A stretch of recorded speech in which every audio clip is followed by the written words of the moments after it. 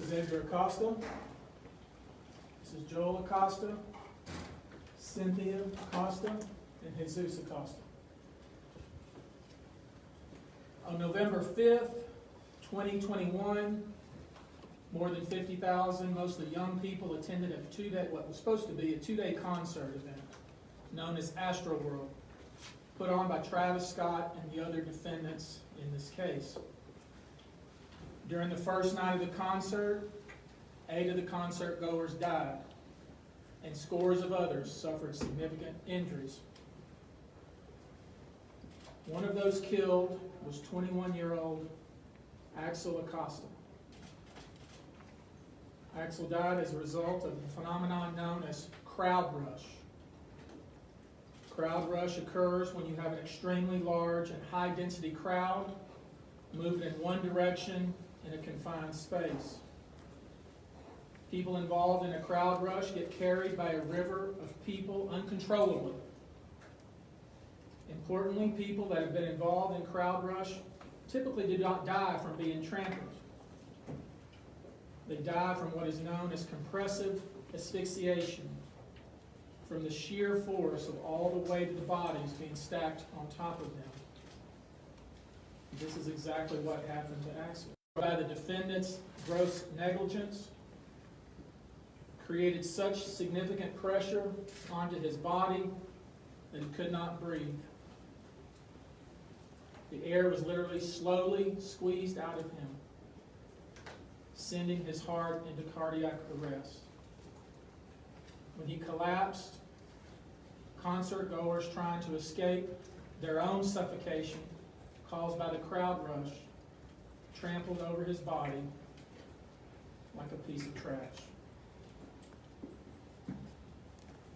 When emergency caregivers finally removed Axel from the thick of human mass, he lay lifeless on the wet, littered grass at the edge of the chaos. They worked very hard to restart his heart, but they failed. Axel died on the muddy ground of a concert that he attended for fun. Axel Acosta loved rap music, and he loved the lineup that was going to be playing at Astro World. But that love and that feeling was not mutual.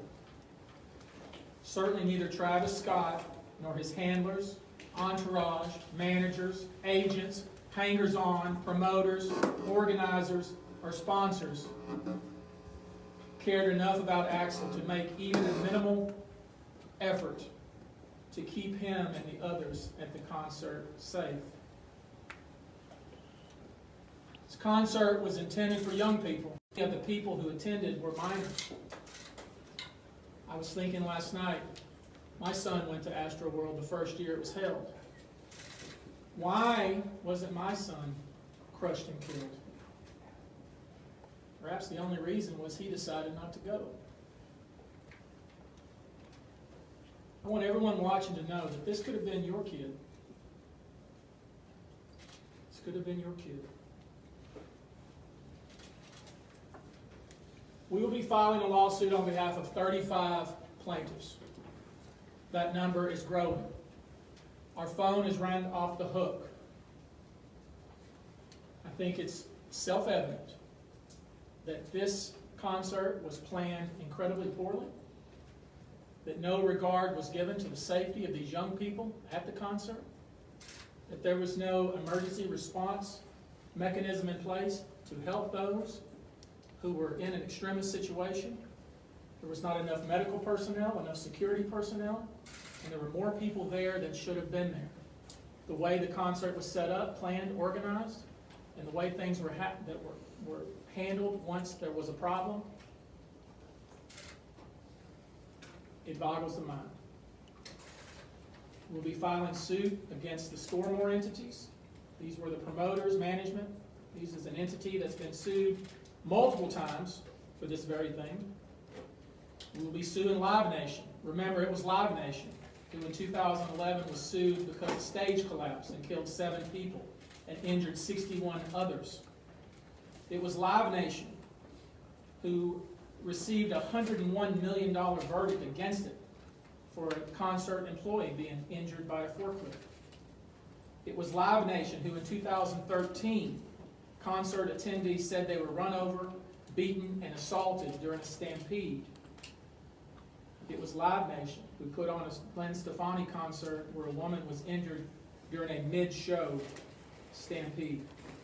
And let me say to Live Nation, because we were involved in the concert that took place in Las Vegas where many, many people were hurt, and Live Nation relied upon an arbitration clause on the back of a ticket.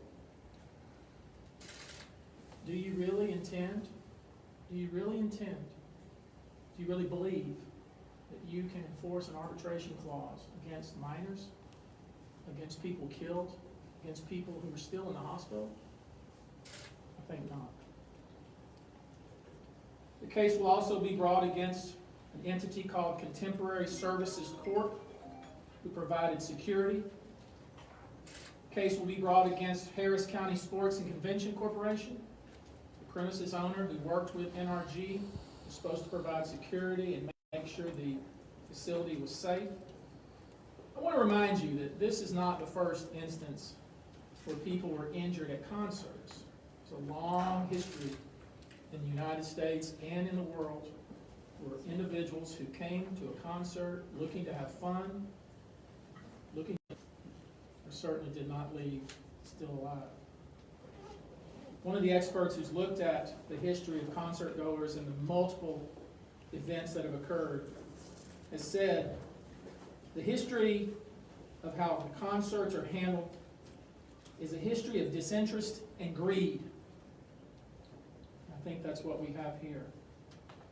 And let's talk about Jock Webster II, otherwise known as Travis Scott. On August 2nd, 2015, Travis Scott was arrested in Chicago for disorderly conduct after encouraging fans to jump over security barricades during his performance at Lollapalooza.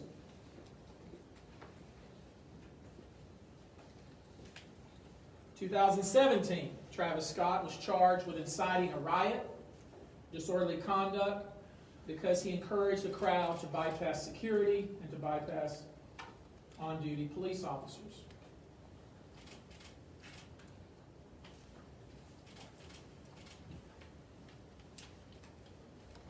Let's take a little further look at Travis Scott and his antics.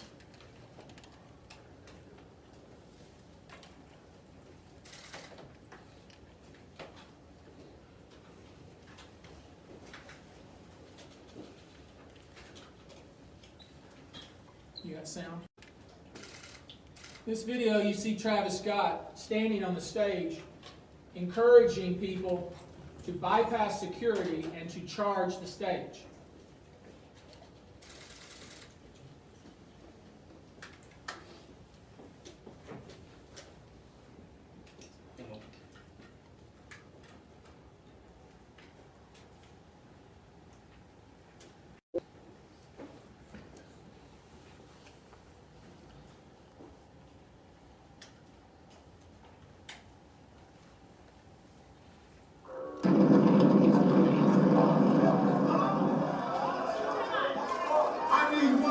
On each box. One ranger. Ready? Times when Travis Scott specifically yelled into the crowd, asking them to bypass security, bypass the police personnel, and rush the stage.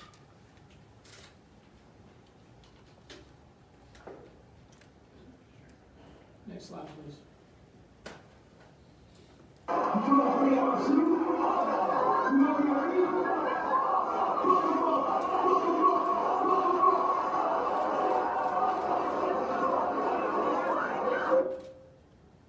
In that video, you saw Travis Scott, who was crowd surfing. Someone took his shoe, and he instructed the crowd to F him up, F him up, F him up, to the point that the poor person who was being targeted by Travis Scott had to be carried away to escape with his life. Next slide. I see you, bro. Turn the lights on. Turn the lights on. I see you, bro. You gonna do it. Give me 18 real quick. I see you, but all you gonna do it.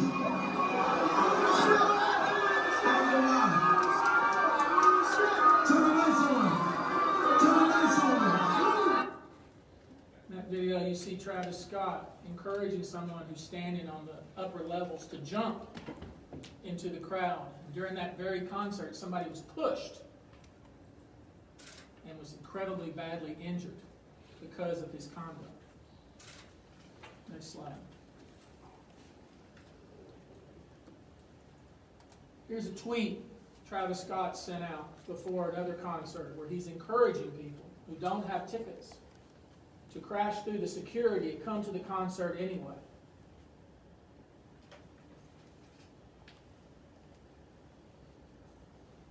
Next slide. I'm strong and we got another stretch. November come, won't you pop out at the fest? That's just a small snippet of the video to encourage concert goers to attend Astro World. This was video from previous Astro World concerts.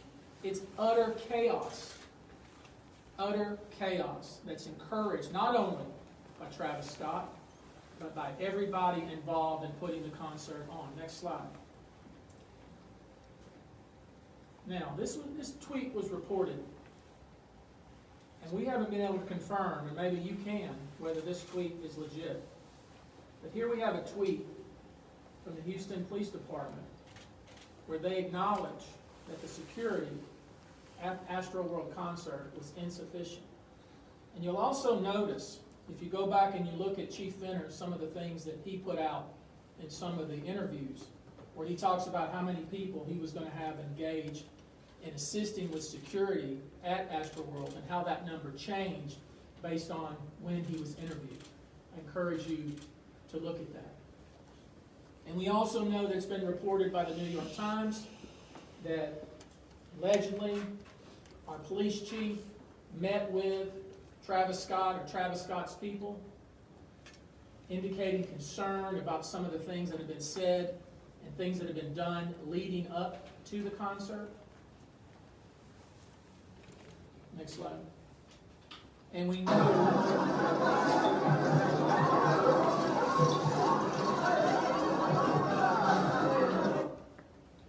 know that when the gates were opened, the early afternoon of November 5th, that was the scene.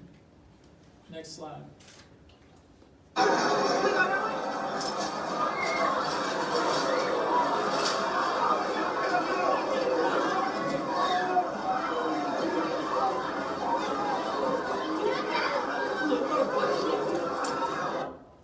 ask you, does that look safe? Does that look organized, well run? Does that look like somebody took the time, effort, energy to properly plan a concert to keep the individuals who pay their money and attend safe? Or does that look like utter chaos? And if it was like that in the early afternoon, imagine what it must have been like at 9 or 10 o'clock at night. We've had repeated reports, more than 30 different witnesses who have provided statements saying that the screening was non-existent, that there was no COVID screening, there was no security screening, that people were just being let in, bags weren't checked, people were smoking weed rampant throughout the concert, and the people were taking drugs. There was no management of that event whatsoever. It was pure and utter chaos. And had they told the people attending that that was going to be what it was like, most of them would not have attended. All over the internet we see, on TikTok, Instagram, Facebook, and other social media sites, the utter chaos that existed on that evening to perform while EMTs and other first responders are trying to save people's lives. We know specifically with regard to Axel Acosta, we know that the individuals trying to what they needed to save that young man's life. There weren't enough people to help him. They did not have the right equipment. He did not need to die.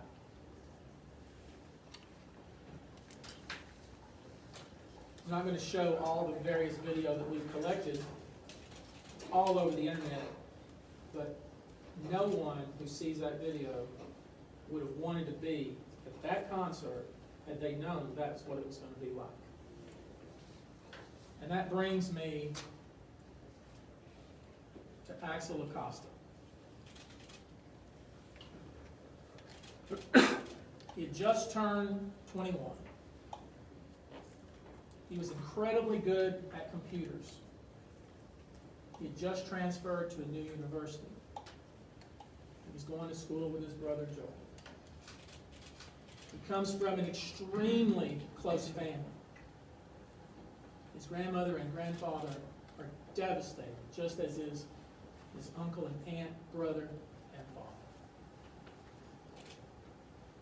This was needless, it was unnecessary, and could have easily been prevented. We expect to file a lawsuit either today or tomorrow or the next couple of days. We want to make sure we get it right. We want to make sure that everybody is included that needs to be included. In this lawsuit, we intend to change the way concerts are put on, organized, promoted, and managed in the United States and in the world. So our goal, make sure that this good, decent, solid young man did not die for nothing. I'm going to give you a couple of questions with Edgar. I told him that, as you can imagine, this is crushing for him.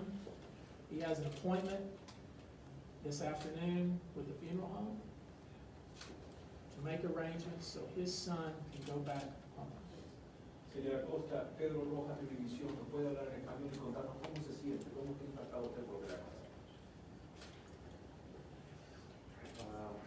Pues me siento devastado por la pérdida de mi hijo, pero como dice el abogado, esperemos que su vida cambie las cosas de cómo se hacen esos eventos, porque él vino a tener un rato agradable, tenía todas sus cosas preparadas para su regreso, muy responsable en la escuela.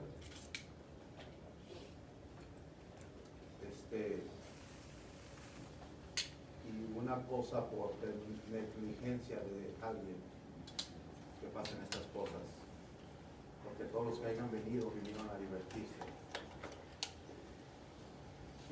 Gracias, señora Acosta. Thank you, Mr. Acosta. Wait, we're not doing it that way. We're not yelling at him. Is there any way to get him? Wait, just wait a minute, please. We're going to take two more questions. Yes, go ahead.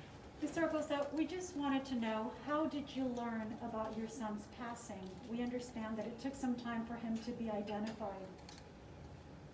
Yes, it took some time because as soon as we received the news, I was trying to get hold of him. I called to his hotel. They told me that he didn't spend the night. That's why I started calling the sheriff office, the reunification, and they told me, Mr. Acosta, your son is not on the list, so you don't have to worry about anything.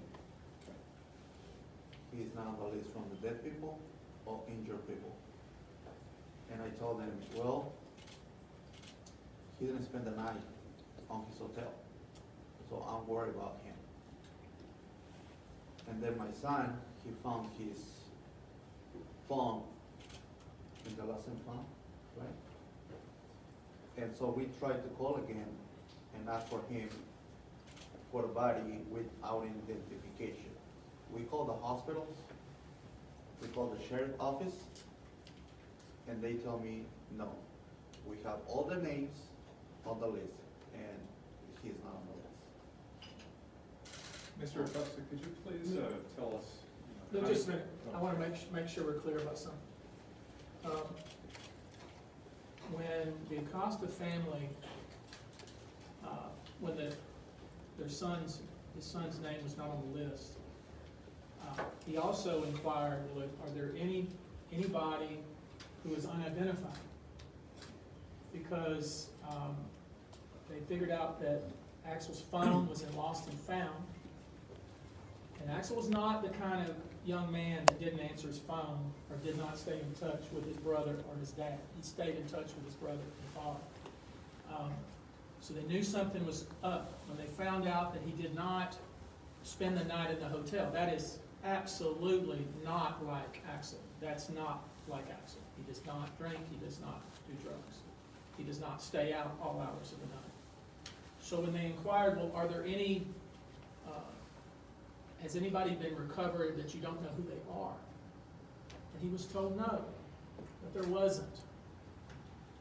And it was only until they found the picture going around on the internet that they realized that a member of their family had died. So it wasn't just the fact that his son had died, his brother had died, but it was the way they found out about it. It was just horrific.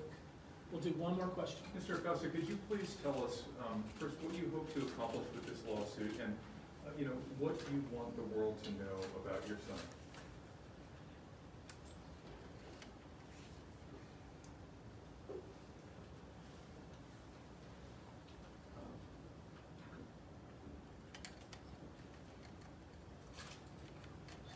I think the lawyer already said that we're trying to make things change in this type of events. Because it could, today is me. I lost my son. It could be you, it could be you. When you send your kid to have some fun, and because somebody else is not providing the right,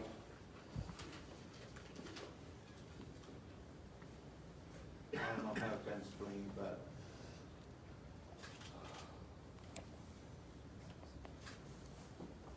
the right security, because it's not the first time that he's been in a big event, right? You can go to Disneyland and have fun. You can go to a baseball game and have fun, right? Because they have the right security, the right people. Some people assisting injured. It's hard to explain.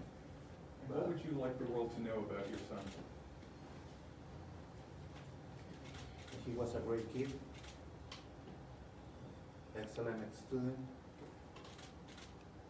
He was looking for his family.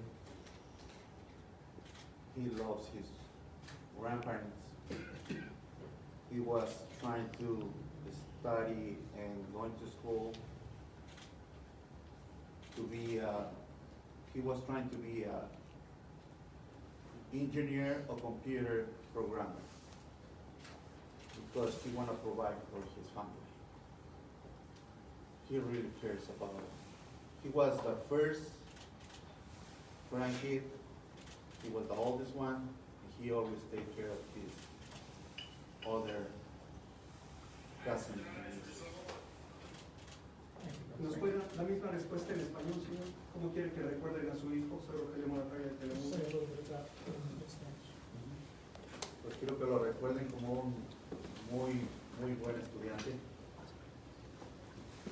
Se graduó con los altos GPA desde la high school, desde la casi viene siendo un estudiante con straight A's.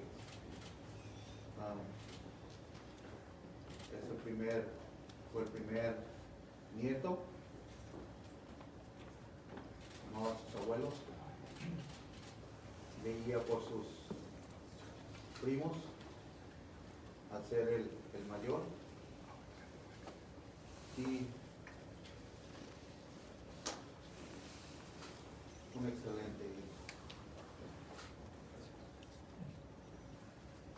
What we're asking for those that watch this interview is if you have information, if you were at the concert and you have key information, or information at least that you believe is key, contact our office.